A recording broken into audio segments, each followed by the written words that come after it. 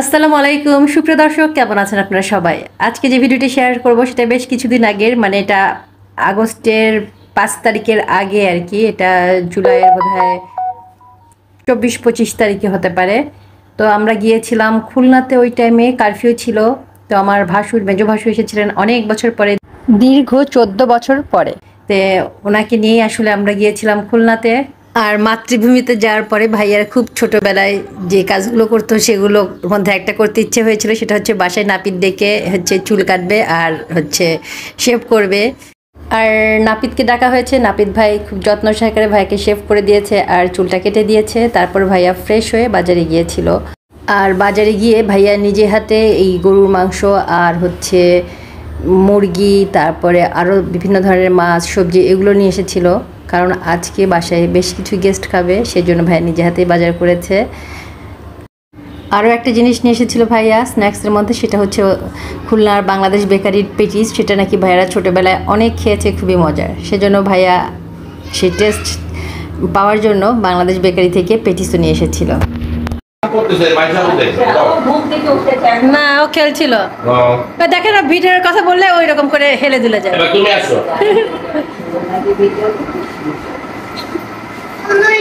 আসসালামু আলাইকুম বলো। তোর বড় ভাইয়ের পাঠিয়ে দিও আপনি। আর রাখতেছে কে? তুই কাটতে খাই। তোরটা ভালো। ভিডিও সামনে।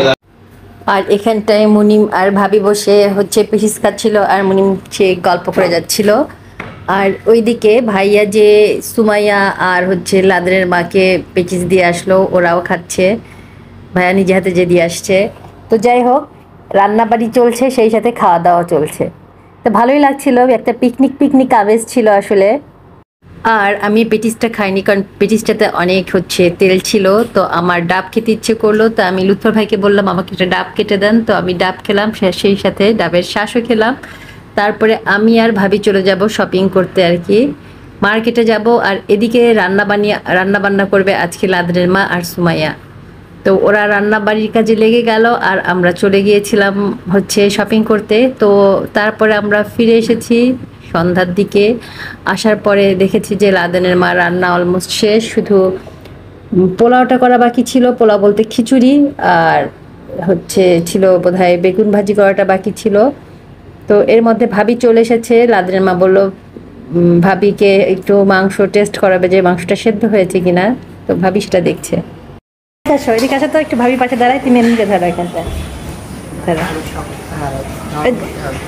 শক্ত শক্ত না?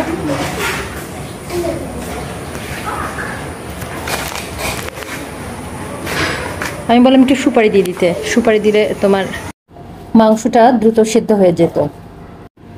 আর এদিকে এখন লাদের মা খিচুড়িটা চড়িয়ে দিয়েছে। তো আমি যে একটু খিচুড়িটা দেখলাম কি অবস্থায় আছে, আর খিচুড়িটা একটু নেড়ে দিলাম। একেবারেই রান্নাতে হাত দেব না, সেটা তো হতে পারে না। সেই জন্য যাতে আমি একটু কিছু করেছি, সেই জন্যই খিচুড়িটা নেড়ে দিলাম। না, আসলে একটু মজা করলাম আর কি। তো খিচুড়িটা একটু নেড়ে দিলাম, দিয়ে এখন রান্নাঘরে গিয়ে দেখলাম যে রান্নার কি অবস্থা। কারণ রাত প্রায় 9টা বেজে গেছে, গেস্টরা আসা শুরু করেছে, খাবার টাবার টেবিলে সার্ভ করব।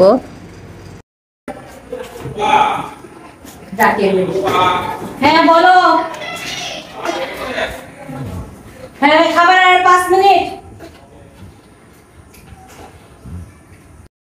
তো রান্নাটা হয়ে গেছে, আর গরুর মাংসের কালারটা খুব সুন্দর হয়েছে, খেতেও বেশ মজা লাগবে মনে হচ্ছে।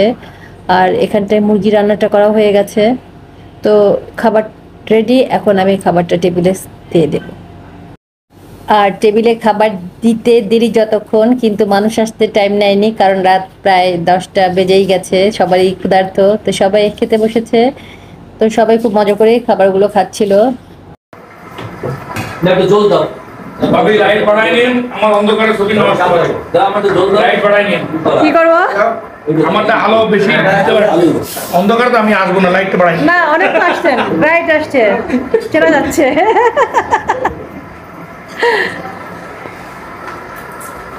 ভিডিও হচ্ছে? আর এই ছেলেটা খালি ফাঁকিবাজ, সব জায়গাতে ফাঁকিবাজ, সেখানে আমি সব জায়গায় দেখতেছি। এই চারটা ড্রিঙ্কস নিয়ে নিস ভাই, যে যাও তো নিয়ে নিস প্লিজ। কি লাগবে? ও দাদু চমৎকার পেয়ে দেবো। তাকে কি লাগবে দাদা? আচ্ছা তুই কত খাচ্ছ ভাই? মুরগি নাও দাদা, গরু নাও। এখানে গরু দে।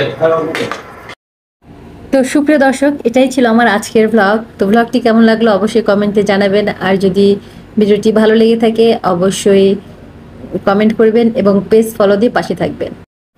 আর যারা ইউটিউব চ্যানেলে দেখছেন তারা অবশ্যই সবাই কষ্ট করে চ্যানেলটাকে একটু সাবস্ক্রাইব করে দেবেন পরবর্তী ভিডিও দেখার জন্য। তো আজ এ পর্যন্তই, সবাই ভালো থাকবেন, আল্লাহ হাফেজ।